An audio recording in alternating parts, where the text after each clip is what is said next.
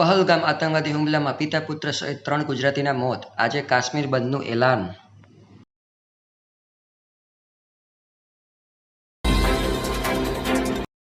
પહલગામ આતંકી હુમલાને પગલે સાઉદીની યાત્રા અધવચ્ચે પડતી મૂકી વડાપ્રધાન મોદી ભારત પરત.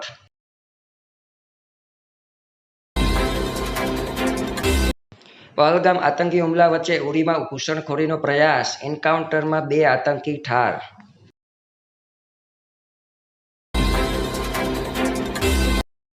કિંમત ચૂકવવી પડશે, પહલગામ આતંકી હુમલા અંગે દિગ્ગજ ભારતીય ક્રિકેટર્સ થયા ભાવુક.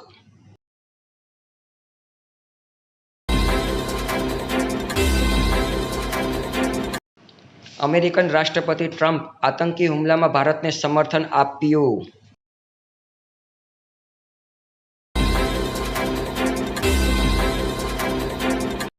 મોરારી બાપુએ મૃતકોને આપી શ્રદ્ધાંજલિ, મૃતકોને 5 લાખ આપવાની જાહેરાત.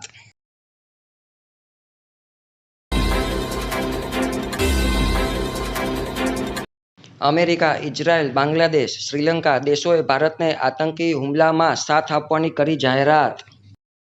જો આ માહિતી તમને સારી લાગી હોય તો વધુને વધુ લાઇક, શેર અને સબસ્ક્રાઇબ જરૂર કરો.